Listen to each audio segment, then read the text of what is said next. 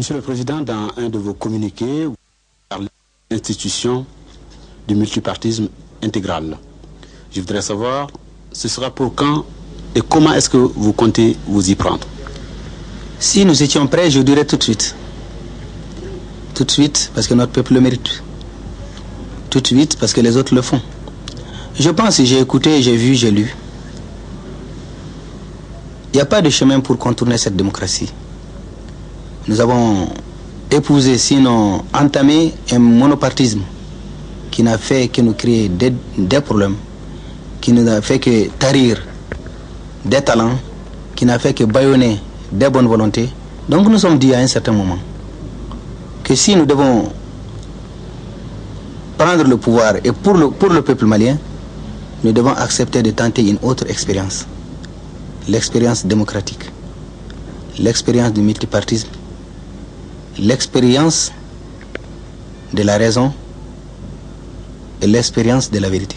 Monsieur le Président, en 1968, le président Moussa Traoré, quand il accédait au pouvoir à la tête du CMLN, avait promis le retour dans les casernes pour les militaires. Vous, aujourd'hui, vous promettez également le retour dans les casernes avec, vous l'avez dit, l'institution du multipartisme intégral.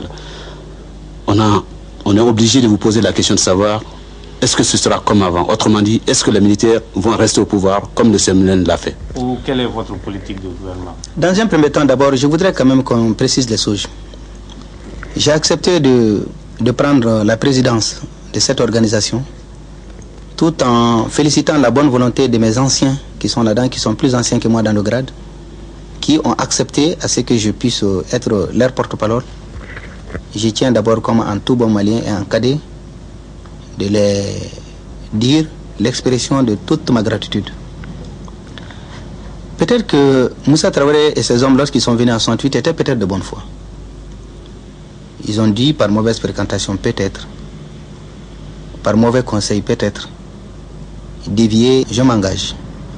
Et j'en prends les serments devant notre peuple, devant notre jeunesse, que moi, en tout cas, pour ce qui me concerne, dès que la situation rentrera dans l'ordre, dès qu'un président de la République sera élu par les voies démocratiques et régulières, eh bien, nous partirons, et ceux qui ne veulent pas partir, qui laissent tomber les galons militaires et qui s'engagent à faire de la politique. Je vous le dis dès maintenant et avec précision, et j'insisterai pendant tout le temps, l'armée ne se mêlera plus de politique. L'armée rejoindra sa caserne. L'armée sera la garante de la Constitution. L'armée sera sous l'autorité du pouvoir politique en place. L'armée sera au service du peuple malien. Un point, un trait, et c'est tout. Monsieur le Président, en introduisant votre appel ce matin, je disais un soleil nouveau se lève sur le Mali. Selon vous, sous quel signe? Le signe de la non-violence. Il faut bannir ce qui s'est passé à jamais. Nous collaborerons avec tous les Maliens de l'intérieur et de l'extérieur qui sont prêts encore à consentir un petit peu de sacrifice pour le bonheur de ce pays.